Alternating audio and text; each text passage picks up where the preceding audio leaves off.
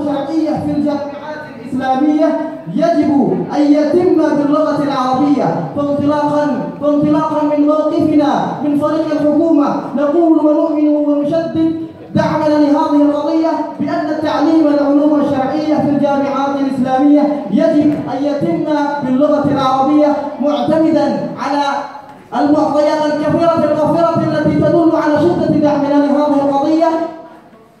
ولكن قبل ذلك دعونا واسمحوا لنا أن نعرف لكم تعريفات التي تتعلق بهذه القضية.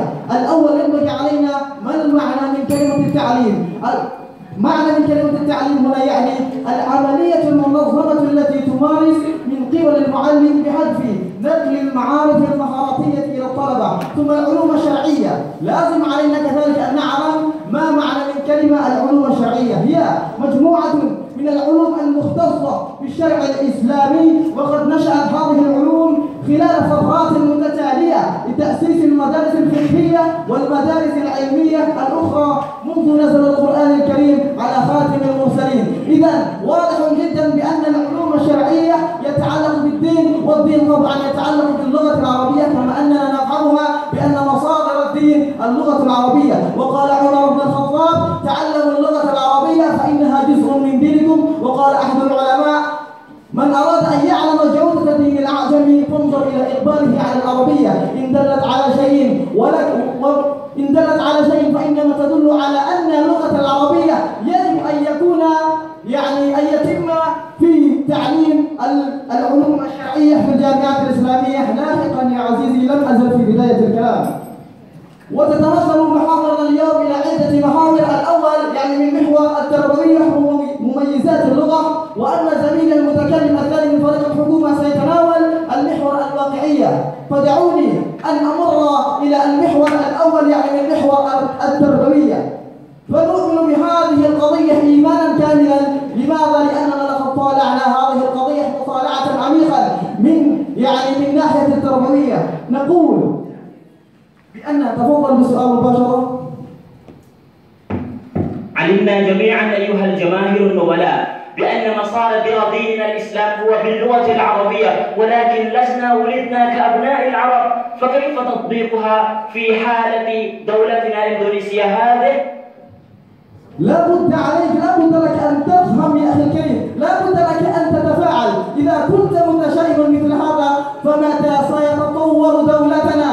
فمتى سيكون معلمنا فاهمين باللغة العربية؟ فإذا متى نسيئون الفهم باللغة العربية؟ وجدنا هناك معلمين كثير من المعلمين الذين يسيئون الفهم باللغة العربية، فكيف يكون هؤلاء الذين كانوا يعلمون القرآن ويعلمون الأحاديث لكنهم لم يفهم تماما بمعاني والمضمون من اللغة العربية؟ فهذا حال مؤسف جدا، لا بد لنا أن نجتنب عنه اجتنابا بعيدا. فلذلك لازم على كل واحد من الناس وخصوصا المسلمين أن يهتم ويعرف المميزات من اللغة العربية وكذلك فضائلها، وهذا شيء واضح لازم على كل واحد من المسلمين أن يهتم وأن يعرفها. مباشرة نأتي إلى ناحية التربوية ومميزات اللغة. يجب لأن اللغة العربية نقول بأن التعليم والعلوم الشرعية في الجامعات الإسلامية يجب أن يتم باللغة العربية. لماذا؟ الأول لأن اللغة العربية هي أساس هذه العلوم ومصادرها. ثم ثاني، كثير من كتب التراث مكتوبة باللغة العربية لاحقا، إذا فيطابق تعليم العلوم الشرعية بها، فيطابق ويوافق التعليم باللغة العربية. ثم ثالثا الأحاديث والقرآن الكريم اللذان مكتوبان ومصدران ومنبعان العلوم الشرعية، فلن ننكرها ولن أبدا، وهذا وفقا باللغة العربية يا أيتها المتناظرات والمتناظرين. ثم لأن اللغة العربية لها مميزات وفيرة واسعة التي لا تمكن الاستيعاب عليها لغة سواها، مثل الترجمة. لا يمكن أن يترجم اللغة العربية على كفاءتها وعلى وسعتها، مع أننا عرفنا بأن اللغة العربية واسعة جدا كل الوسع. ثم نأتي الآن إلى الحجة التالية. نقول بأن تعليم العلوم الشرعية في الجامعات الإسلامية يجب أن يتم باللغة العربية. لقد بينا لكم مميزات الكثيرة. ثم تليها لأن تعليم اللغة العربية مهم جدا، إذا أراد أحدا أن يكون داعيا أو معلما أو خطيبا فكيف سيخطب ويعلم الناس بدون الفهم باللغة العربية؟ فقطعا هذا سيفسد العلوم الشرعية وسيفسد تعليم العلوم الشرعية في الجامعات الموجودة في بلادنا خصوصا. ولذلك نقول خلاصة لقولنا لازم على كل واحد من المسلمين أن يهتم باللغة العربية، وبهذا نؤمن بشدة بأن يجب على تعليم العلوم الشرعية في الجامعات الإسلامية أن يكون باللغة العربية بناء وأساسا ومعتمدا على المعطيات التي قدمناها لكم تدريجيا رويديا، فلعلكم تتمتعون ويعني تستفيدون منها استفادة تامة. نرجو من هيئة التحكيم أن يقبلوا هذه الآراء قبولا تاما. شكرا لكم، ثم السلام عليكم ورحمة الله تعالى وبركاته. طيب، شكرا جزيلا. والآن نفضل لرئيس المعارضة أن يقدم آراءه. تفضل.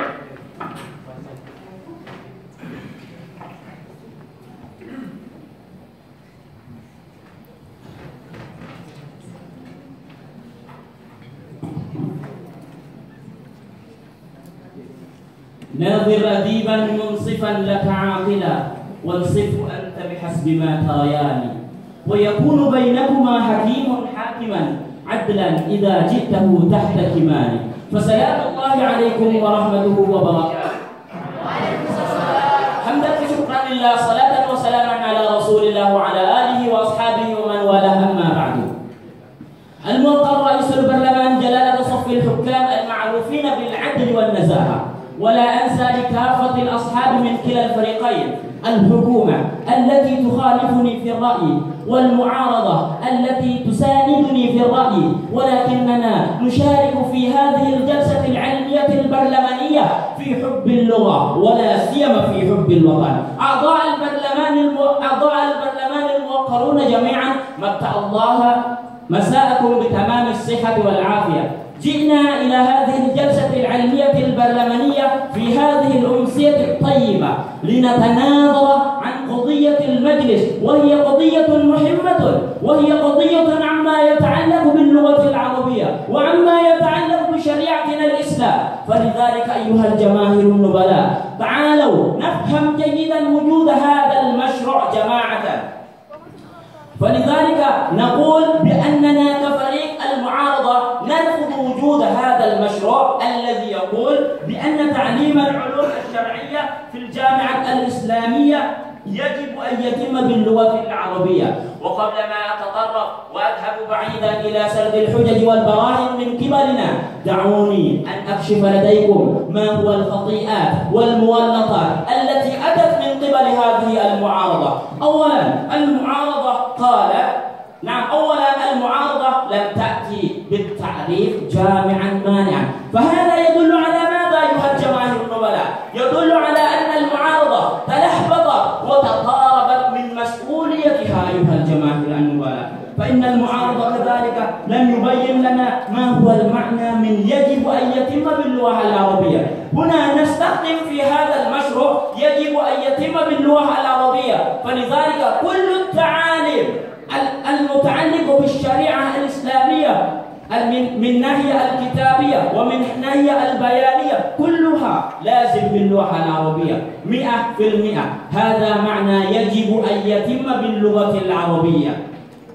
ولكننا كفريق المعارضة نقول بخلاف ذلك أيها الجماهير النبلاء، نقول لأننا ولدنا في دولتنا إندونيسيا لسنا كأبناء العرب، نصحو بهذه الواقعة أيها الجمهور الكرام. فلذلك أيها الجماهير النبلاء، تعالوا نخطو إلى حججنا التي تتمثل نحو المحاور التالية: المحور الأول المحور الموضوعي، ثم المحور الثاني المحور القواعدي، ثم المحور الثالث المحور المضموني، ثم المحور الرابع المحور الملولي. تعالوا نخطو إلى محورنا الأول ألا هو المحور الموضوعي. ما هو المحور الموضوعي أيها الجماهير النبلاء؟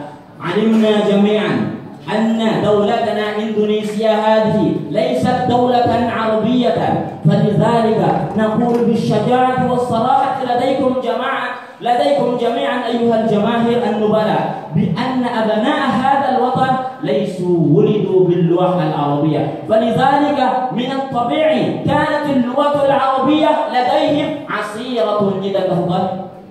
نعم، ولكن كيف سيفهم هذه الأشخاص الذين سيتعلمون العلوم الشرعية إذا كانوا لا يفهمون اللغة العربية، مع أن كل المراجع الأساسي في العلوم الشرعية من اللغة العربية؟ طيب، إن تدريس العلوم الشرعية أيها الجماهير النبلاء في دولتنا إندونيسيا هذه لازم في الجامعة الإسلامية، لازم هناك بالاختلاف، ليس هناك التبليغ فحسب باللغة العربية جميعا، فلذلك لازم على المدرس أن يخلط كلامه من اللغة العربية إلى اللغة المحلية. ثم كذلك نقول أيها الجماهير النبلاء في المحور الثاني على وهو المحور القواعدي، علمنا جميعا بأننا إذا سألنا أحد لا يتعلم أصلا اللغة العربية من ناحية الكلمة ومن ناحية الحرفية وما إلى غير ذلك، فهو سيجيب بأن اللغة العربية هذه كانت أعصر اللغة الذي وجد في هذه الدنيا أيها الجماهير النبلاء. فلذلك أيها الجماهير مثلا وجدنا في اللغة العربية الضمائر. ما هو الضمائر؟ كما قال الإمام البخاري وهو قواعد العلوم النحوية في الكوفة، ماذا قال؟ الضمير في الضمير، لولا الضمير لعلم الحمار. هذا يدل على ماذا أيها الجماهير النبلاء؟ يدل على عسر اللغة العربية. فلذلك أيها الجماهير النبلاء العرب يقولوا مثل هذا، ولا سيما نحن كأبناء هذا الوطن الذي لسنا ولدنا باللغة العربية، وهذا شيء واقعي لنا لا بد علينا أن ننكر وجود هذه الواقع. قلت أن الضمائر يعني من أعصر اللغة العربية، لكن في كل اللغة لديه الضمائر.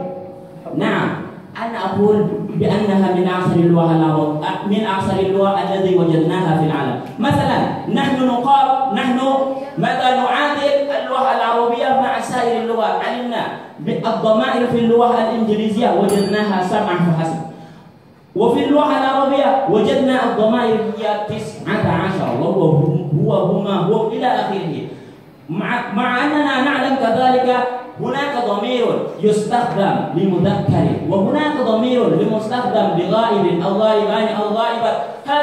هذه هي الأشياء التي جعلت اللغة العربية كعصر اللغة في العالم أيها الجماهير النبلاء، فكيف تطبيقها في دولتنا إندونيسيا؟ فلذلك نقول لديكم جميعا بالشجاعة والصراحة بأن تعاليم العلوم الشرعية في الجامعة الإسلامية لا يجب أن يتم باللغة العربية. معناه يدل على ماذا؟ يجوز للمدرس أن يخلط كلامه باللغة المحلية، حيث إننا وجدنا كثيرا من الجامعات التي طبقت اللغة العربية في التبليغ، مثلا كالجامعة الإسلامية الحكومية شريف هداية الله جاكرتا. هناك وجدنا الكلية الدراسة الإسلامية، وجدنا هناك أيها الجمهور الكرام، ولكن بعض المدرسين هم يخلطون كلامه ليس تماما باللغة العربية.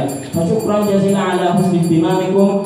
أرجو منكم أن ترفضوا هذا المشروع رفضا تاما. لماذا؟ لأن هذا المشروع لا يؤدي إلى مصالح أبناء هذا الوطن. شكرا جزيلا، واسمحوا لي بالاعتذار، ثم السلام عليكم ورحمة الله تعالى وبركاته.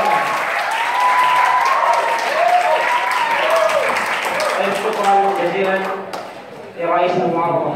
والآن نفضل لوزير الحكومة أن يقدم آراءه. فليتفضل.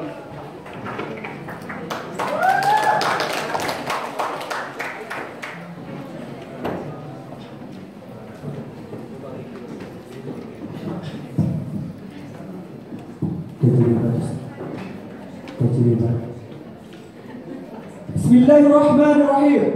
شكوت إلى منطق حيراتي فأرشدني إلى آرائكم رفضي، فأخبرني بأن رأينا حل، فالحل لا يهدى للمعارضين. سيد الرئيس الأفاضل والأكارم، زملائي من الفريقين الحكومة والمعارضة، وأيها السادات الحضور جميعا، أرحبكم بأحسن السلام وأفضلها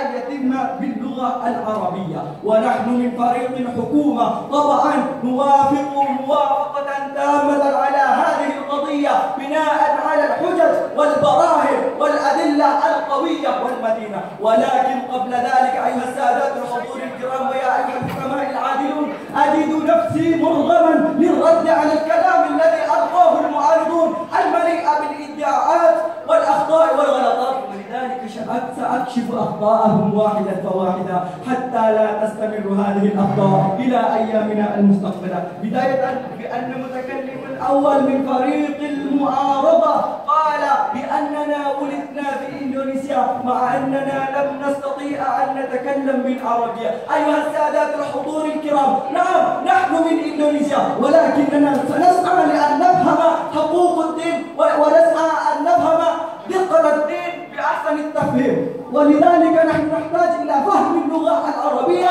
بسهولة الفهم. أيها السادات الحضور الكرام، عرفنا جميعا بأن الأحاديث والقرآن وكذلك كتب العلماء مكتوب كلهم باللغة العربية، وكيف سيفهم الطلاب في الجامعات؟ تفضلوا بالجلوس، ما زلت في بداية الكلام. الطلاب في الجامعات أيها السادات الحضور الكرام يحتاجون إلى دقة الفهم للعلوم الشريعة. أيها السادات الحضور الكرام يحتاجون إلى فهم ليس فيه الإساءة. أيها السادات الحضور الكرام، نعم أعطيكم مثالا، كما وقعت في جاكرتا هناك إساءة التفاهم لمعنى المائدة في سورة المائدة الآية 51 عن كلمة أولياء. لماذا يتخاصمون بعضهم بعضا؟ لماذا يتخاصمون عن كلمة أخر؟ لأنهم لا يفهمون بدقة الفهم إلى معنى كلمة الأولياء. أيها السادات الحضور الكرام،